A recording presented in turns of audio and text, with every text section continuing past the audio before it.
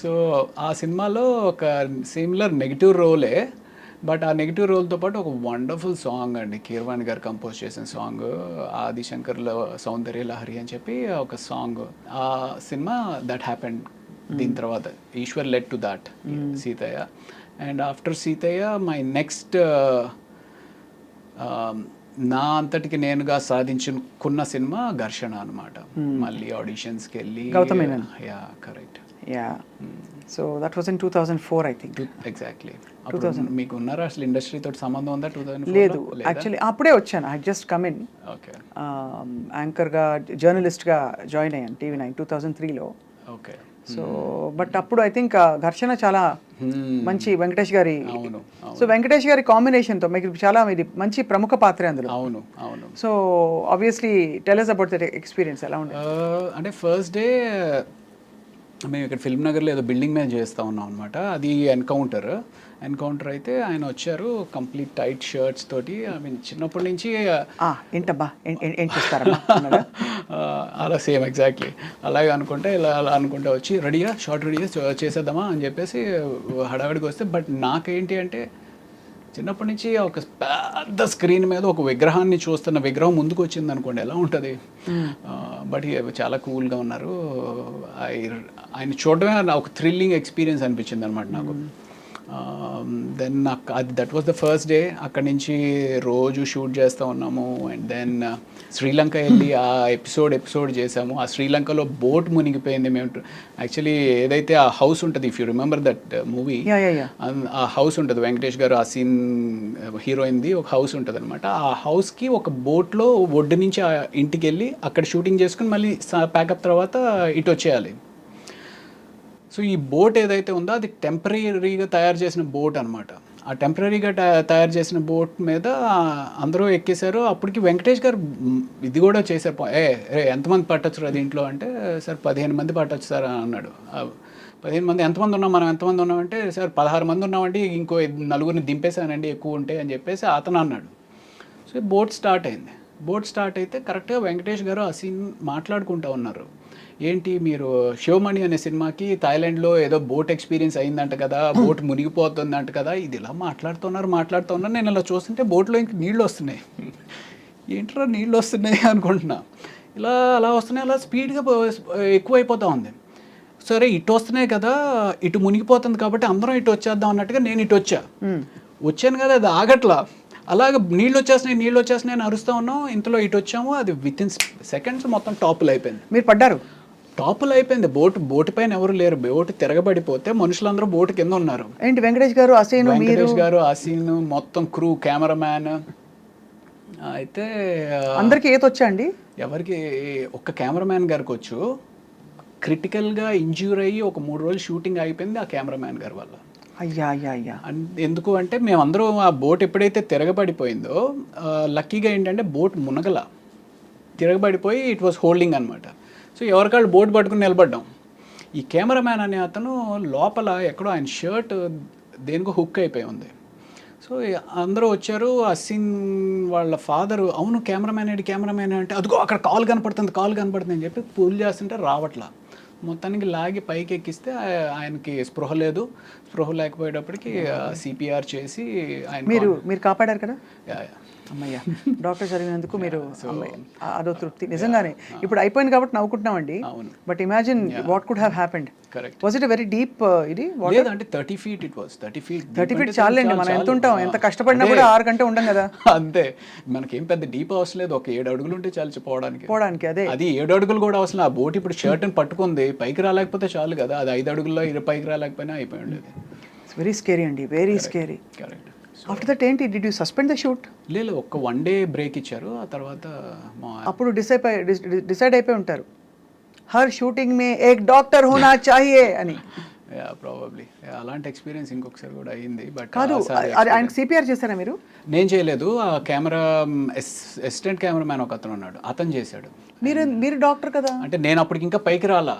నేను ఇంకా ఇదే ఉన్నాను. అతన్ని తీసుకొచ్చి చేస్తున్న టైంలో ఆయన అన్కాన్షియస్ అయిన వ్యక్తి మళ్ళీ కాన్షియస్ అయిన తర్వాత సడన్గా భయపడిపోయి ఆ అసిస్టెంట్ కెమెరామ్యాన్ లిప్ ఏదైతే ఉందో ఆయన దాన్ని పట్టుకుని కొరికేశారు. అంటే ఆయన ఈ అసిస్టెంట్ కెమెరామ్యాన్ ఇంజ్యూర్ అయ్యాడు. ఈయన కన్నా ఆయన లిప్ కొరికేశారా? అంటే తెలియదు అంటే సడన్గా ఒక షాక్లోకి వెళ్ళిపోయి ఆ షాక్ నుంచి బయటకు వచ్చేటప్పటికి ఆయనకి ఏం అర్థం అవ్వలేదు అనుకుంటా, బట్ మనం కొరికేసి అలా గట్టిగా పడేసుకున్నారు. అలా అవుతుందండి? అవుతుంది నియర్ డెత్ కదా. నియర్ డెత్ ఎక్స్పీరియన్స్ అయినప్పుడు you can go in to a trauma or shock and do something like this. బాబోయ్. సో అది అసలు స్కేరీ, వెరీ వెరీ స్కేరీ అండి. కరెక్ట్. ఆ రోజు I don't know how you all resumed your shooting. ఎలా continue అయింది ఆ ఇంట్లో? ఆ రోజు అవ్వలేదు, నెక్స్ట్ డే గ్యాప్ ఇచ్చి ఆయన కంప్లీట్గా రికవర్ అయిన తర్వాత, కెమెరామెన్ రాజశేఖర్ గారు ఆయన పేరు, రాజశేఖర్ గారు రికవర్ అయిన తర్వాత ఆ తర్వాత రోజు నుంచి మామూలు యాజ్ ఇట్ ఈస్. దెబ్బతో ఇంకా అసలు థాయిలాండ్ వద్దు, షూటింగ్ వద్దు, శ్రీలంక అంటే శ్రీలంక వద్దు, షూటింగ్ వద్దు, బోట్ వద్దు అనుకుంటారు ఎవరైనా అనుకుంటారు. బట్ నిజంగా ఇవన్నీ అసలు చెప్పలేమండి ఎప్పుడు ఏం జరుగుతుందో. సో ఆ తర్వాత అఫ్ కోర్స్ మీరు మళ్ళీ ఇంకో సంఘటన ఉందని చెప్పారు. ఇంకోటి ఈ మధ్య అమ్మమ్మ గారి ఇల్లు అని చెప్పి ఇక్కడ రామోజీ ఫిలిం సిటీలో షూటింగ్ చేస్తూ ఉన్నాం అనమాట. ఆయన చిరంజీవి అని చెప్పి ప్రొడక్షన్ అతను అసలు ఎంత బాగా పలకరిస్తాడంటే అండి, నేను ఆమె ఇప్పుడు తలుచుకున్నా సరే నాకు ఏడుపు వచ్చేస్తా. సార్ కొంచెం కాఫీ తీసుకొస్తాను సార్ కొంచెం అని చెప్పి అలా తీసుకొచ్చి ప్రేమగా సర్వ్ చేయడం అనమాట. భోజనం చేస్తాను, సార్ ఈ కూర ఉందండి అద్దరిపోయింది కొంచెం వేసుకోండి సార్ కొంచెం, అంత ప్రేమగా ఉండేవారండి. ప్లస్ అమ్మమ్మ గారి ఇల్లు అనేది మేము ఆల్మోస్ట్ అప్పటికి ఒక 20 days ఏదో చేస్తూ ఉన్నాము, అందరి మధ్య ఒక బాండింగ్ వచ్చేసింది. ఆయన ఇలాగ మాకు సర్వ్ చేస్తూ ఉన్నాడు, సర్వ్ చేస్తా కూడా అన్కాన్షియస్ అయిపోయాడు. అన్కాన్షియస్ అయిపోతే ఇదేంటి ఇలా అన్కాన్షియస్ అయిపోయాడని చెప్పి నేను వెళ్ళి పరిగెత్తుకుని చూస్తున్న అతనికి చెయ్యి ట్విస్ట్ అయిపోతుంది. వెంటనే నేను పట్టుకున్నాను, కానీ ముందు పడుకోబెడదాము అంటే సడన్గా లో బీపీ కానీ ఏదైనా అయిందని చెప్పి కింద పడుకోబెట్టాం. ఆయన ఇంట్లో 108కి ఫోన్ చేసాం కానీ ఏమైందండి? సింకోప్ కాదు, ఆయనకి ఇది బ్లడ్ హ్యామరేజ్ అయింది. Oh my God. అదే బ్రెయిన్ హ్యామరేజ్. Very scary. విపరీతంగా చాలా అంటే I couldn't control myself, విపరీతంగా ఏడుపు వచ్చింది.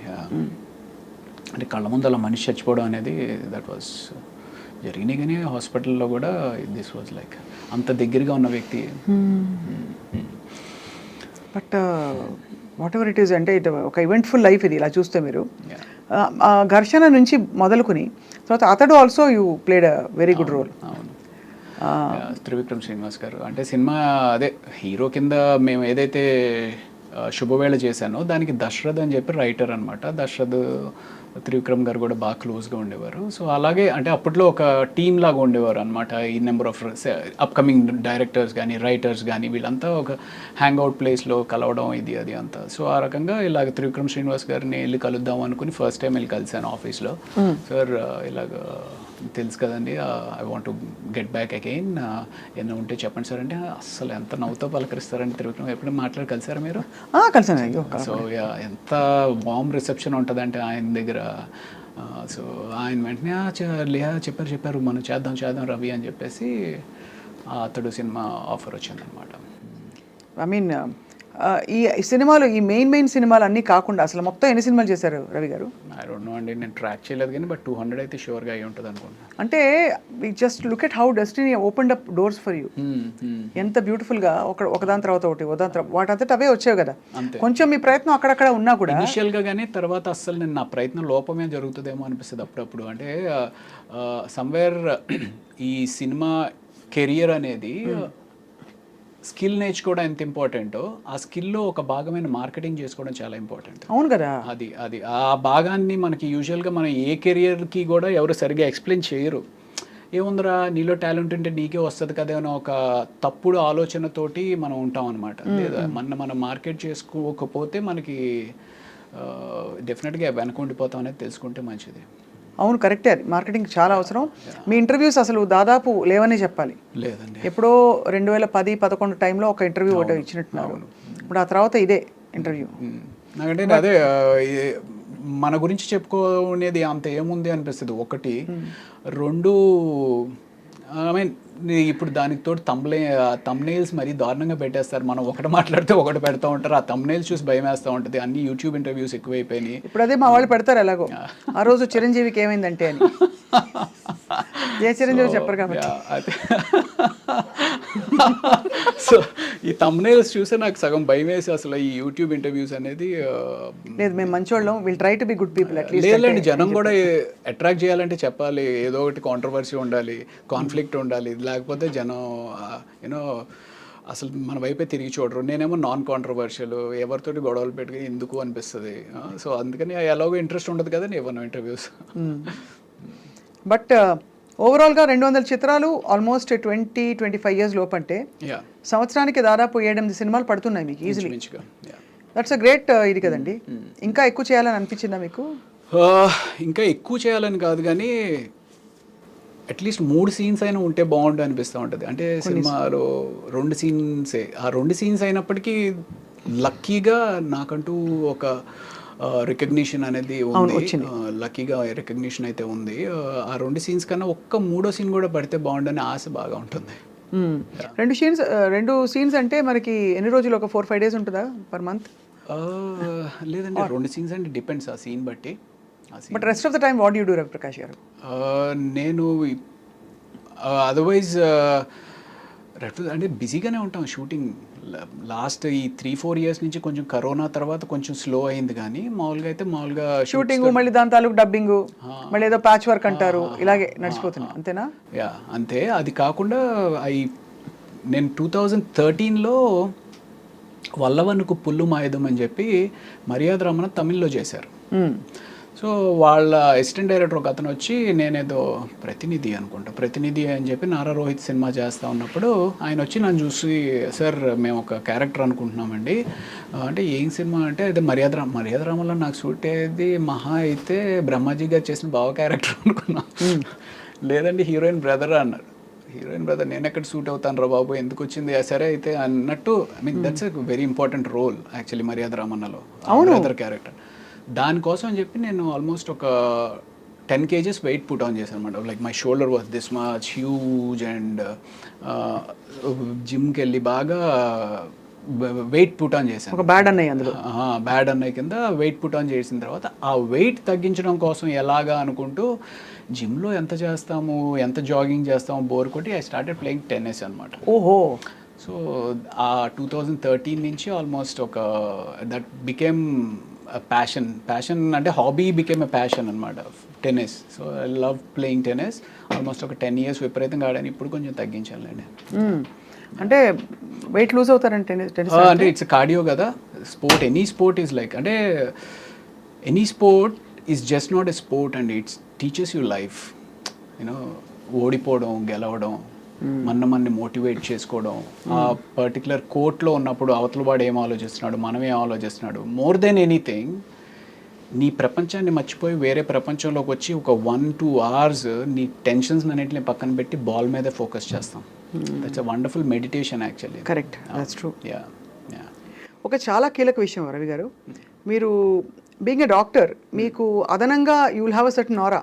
Because I believe people who are educated, especially technically qualified in a specific field, వాళ్ళకు ఒక ఆరా వచ్చేస్తుంది ఆటోమేటిక్గా మీరు ప్రాక్టీస్ చేయకపోయినా. అది మీకు ఇండస్ట్రీలో లభించిందా extra respect or extra that small cherry? Maybe ya definitely ఉంటుందండి. చదువుకుని డాక్టర్ అంటారు కదా, డాక్టర్ చదివాడు కదా అన్నట్టుగా. అందులో ఒక 2 situations చెప్పాలి అంటే, తేజ గారు మీకు వినే ఉంటారు, ఆర్టిస్టులు సరిగ్గా పర్ఫామ్ చేయకపోతే కొడతారు. మిమ్మల్ని కొట్టలేదని 1-2 సార్లు. ఇప్పుడు అదేం అర్థమయ్యేది కాదు, ఏదో చెప్తారు ఇలా కొడతారండి అని అనేవారు. మా సెట్స్ మీద అయితే నేను ఎవరికో పడినట్టు ఉన్నాయండి, పడింది. సో అయితే నాకు ఇలా ఒకసారి ఎప్పుడో అన్నారనమాట, డాక్టర్ వైపే బతికిపోయావా నువ్వు అని చెప్పి. సో అక్కడ ఒక చోట కాపాడింది, అంటే అక్కడ గౌరవం నిలబడింది. తర్వాత ఫైట్ మాస్టర్ కనల్ కన్నన్ అని చెప్పి ఒక అతను ఉన్నాడుండి, చాలా అప్పట్లో ఫేమస్, 2003-2004. ఆయన ఏదో ఒక ఫైట్ సీన్లో, అంటే ఇంక ఏ క్యారెక్టర్ వస్తే ఆ క్యారెక్టర్, ఏ సినిమా అయితే ఆ సినిమాకి వెళ్ళిపోతూ ఉండేవాళ్ళం అనమాట. అందులో ఈ రౌడీ బ్యాచ్తో పాటు నేను కూడా ఉన్నాను. ఆ రౌడీ బ్యాచ్ని తిట్టినట్టు నన్ను కూడా పట్టుకుని తిట్టేస్తున్నాను. అప్పుడు మధ్యాహ్నానికి ఎవరో చెప్పారు, సార్ అతను డాక్టర్ చదివారండి, సినిమాలు చేస్తున్నారు అంటే. అప్పుడు ఆయన పిలిచి నన్ను పక్కకు పిలిచి, ఏమబ్బా నువ్వు ఎందుకు చేస్తున్నావు ఇదంతా, ఎందుకు వెళ్ళిపోవచ్చు కదా, మెడిసిన్ చేసుకున్నావు కదా ఇది అని చెప్పి, అప్పటి నుంచి ఇంకా ఆయన బాడీ లాంగ్వేజ్ మారింది. These are 2 occasions. ఇది కాకుండా కూడా ఇంకా ఓవరాల్గా ప్రాబబ్లీ మెడిసిన్ చదివాను, అనే ఒక రెస్పెక్ట్ తోటి ఇన్ని సంవత్సరాలు కూడా కంటిన్యూ అవుతున్నానేమో, that's what. And one more crucial thing, what is my market worth అని తెలుసుకోవడం చాలా కష్టం, especially for a character artist. Correct. అది 10,000 నుంచి 10 లక్షల దాకా ఏమైనా ఉండొచ్చు. కరెక్ట్. సో అది మీరు ఎలా అంటే ఆ గ్రూవ్లోకి ఎలా వచ్చారు? ఓ రవిప్రకాష్ గారా, ఓకే ఆయన కాల్ షీట్ డైలీ ఇంత, లేకపోతే కాల్ షీట్ ఇంత అని ఆ గ్రూవ్లోకి ఎలా తెలుసుకున్నారు మీరు? మేనేజర్ పెట్టుకున్నారా లేకపోతే? నేను మేనేజర్ని అంటే ఉండేవారు కానీ, but probably you should tell me what I'm worth. Seriously, I mean, what impression do you get when... అలా కాదు అంటే అలా కదండి, నేను I asked you seriously because this is ఇది ఒక self discovery. Correct. Because it also helps you understand how much confident you are about yourself. Correct. బికాస్ మనం ఎక్కువ చెప్పేస్తే మనలాగా రీప్లేసబుల్ ఇంకోళ్ళు ఎవరో ఉంటారు, అవును. మేబీ నాట్ ఎగ్జాక్ట్ బట్ ఎవరో ఒకళ్ళు దొరుకుతారనే ఫీలింగ్ ఉంటుంది. అలా అని అండర్సెల్ చేసుకుంటే ఒకటి మనకి గడవదు, అవును. రెండోది మరీ అండర్సెల్ చేసుకున్నట్టు ఉంటుంది. యా, అంటే ఇక్కడ అయితే 2 విషయాలండి. ఒకటి, నాకు సపోర్ట్ చేస్తూ కొంతమంది డైరెక్టర్స్ ఉన్నారు. అరే మన రవి ఉన్నాడు కదా, మన రవిని పిలవండి అనేది ఒకటి హెల్ప్ చేసింది. 2, నేను ఎప్పుడు డబ్బు గురించి పెద్ద ఎక్కువ ఆలోచించలా. ఇప్పటికి కూడా ఎంత ఇస్తే అంత అనేటట్టుగానే వెళ్ళిపోతాను. ప్రైమరీలీ బికాస్ నాకు huge respect for a producer and a business man. చాలామంది ఏమనుకుంటారంటే బిజినెస్ మ్యాన్ అనగానే వాడు ఏదో విపరీతంగా డబ్బులు సంపాదించేస్తాడు అనే ఒక తప్పు అపోహలో ఉంటారు. అలాగే ప్రొడ్యూసర్ మీద కూడా ఉంటారు.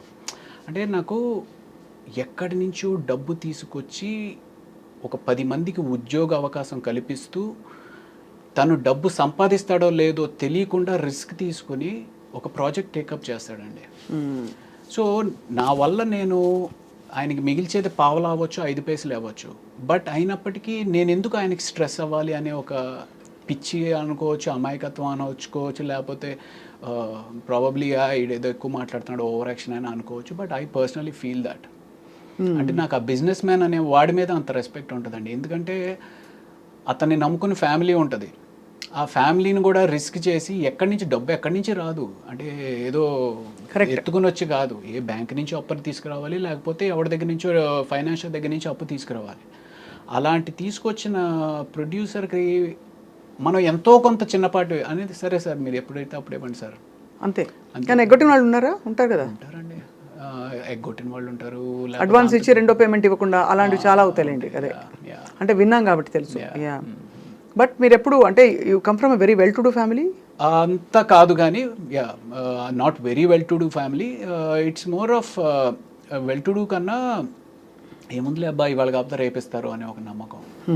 అండ్ దెన్ ఇంకోటి, యా, సంథింగ్ లైక్ దాట్. ఇవాళ కాకపోతే రేపు అనేస్తారు. అండ్ సరే ఇప్పుడు 2 సార్లు అడుగుతాము, సార్ మీరు ఇస్తే కానీ నేను డబ్బింగ్ చెప్పను, లేకపోతే మీరు ఇస్తే కానీ నేను షూటింగ్ రాను అని ఒక్కసారి కూడా అనలేదు. అది సో అది చాలా ఆ మంచితనాన్ని అప్రిషియేట్ చేస్తారు ఇండస్ట్రీలో. అప్రిషియేట్ చేస్తారు, టేకెన్ ఫర్ గ్రాంటెడ్ అడగడం చెప్పి వాడుకుంటారు. అదే అలా కూడా వాడుకుంటారు. అదే so but I mean it's quite a journey. 200 చిత్రాలు మీరు నటిస్తూ మొత్తం ప్రాసెస్లో మీ ఫ్యామిలీ అండి? Family from the mother father side or you mean the wife? Both. Father వైజాగ్లో కోర్టులో కోర్టులో సూపరింటెండెంట్ కింద రిటైర్డ్ అయ్యారు. బట్ ఆయన కూడా ఒక 17 ఏళ్ల వయసులో ఇల్లు వదిలేసేసి ఒక చిన్న ఉద్యోగంలో ప్రయాణం స్టార్ట్ చేసి విశాఖపట్నంలో ఒక కోర్టులో ఒక చిన్న గుమస్తాగా. I mean he's my hero, definitely he's my hero because ఆయన ఎన్నో సాక్రిఫైసెస్ చేసి నన్ను మా అక్కని పెంచి చదువులకు పంపించారు. అప్పట్లో అవుట్ ఆఫ్ కంట్రీ పంపించాలి అంటే డబ్బు కావాలి, సో అంత సాక్రిఫైస్ చేసి పంపించారు. అండ్ యా, మా అమ్మ ఏమో ఎప్పుడు she is a very orthodox lady, ఎప్పుడు పూజలు చేసుకుంటూ ఉంటుంది. ఎప్పుడైనా సరే మా వాడు ఇంకా పైకి రావాలి అని చెప్పి పూజలు చేస్తూ ప్రార్థిస్తూ ఉంటుంది. Yeah. And me wife? Wife very lucky that I have very very understanding wonderful wife. తను పీడియాట్రిషియన్ అనమాట.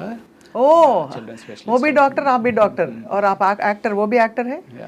లేదు, తను యాక్టర్ కదా, అస్సలు కాదు పాపం. తనకి ఏంటో తెలియదు, యాక్టింగ్ అంటే ఏంటో కూడా తెలియదు, నిజ జీవితం కూడా తెలియదు పాపం. Yeah, so that's great. So arranged marriage. Arrange marriage next question would be that. No no no అలా ఏం కాదు, అంటే పీడియాట్రిషియన్ ఇలా చక్కగా కుదురుకుంది కదా అని అనుకున్నాను. అదే అదే బట్ అరేంజ్డ్ అనే ఇట్ మేక్ సెన్స్ బికాస్ మీరు యాక్టింగ్లోకి వచ్చేసాక మెడికల్ ఫ్రెటర్నిటీ నుంచి దూరం అయి ఉంటారు కొంత. బాగా బాగా అసలు లేదు, అసలు ఎవరితోటి టచ్లో లేను. అదే కాబట్టి ఎవరో నటి అంటే మనం అర్థం చేసుకోవచ్చు లవ్ మ్యారేజ్కి. అవును, అక్కడంటే న్యాచురల్ డాక్టర్ సెట్ కర్నా అని చెప్పి పెద్దవాళ్ళు చూసి చేసిన పెళ్ళే తెలుస్తుంది. పెద్దవాళ్ళు చూసి పెళ్ళి కన్నా ఎక్కడో ఆ సంకల్ప బలం ఉంటుందండి. నాకు మైండ్లో ఎందుకో నేను ఎలాగో చేయట్లేదు కదా, నాకు వైఫ్ డాక్టర్ అయితే బాగుండు అనేది పెట్టుకుంటాను అనమాట మైండ్లో. యూ వోంట్ బిలీవ్, చెప్పొచ్చు చెప్పకూడదు కానీ ఒక 6 years పట్టిందండి. అంటే నువ్వు సినిమా వదిలే మా అమ్మాయిని ఇస్తాం, మీరు సినిమా వదిలేసేస్తే మాకు పర్వాలేదని మేము చేసుకుంటాం. వాళ్ళ అమ్మ వాళ్ళ వీళ్ళు కాదు, ఇలాగ సంబంధాలు అలా అలా అలా పాపం తన అమాయకురాలు ఎలా ఇరుక్కుందో ఇరుక్కుపోయింది సినిమా వాళ్ళతోటి.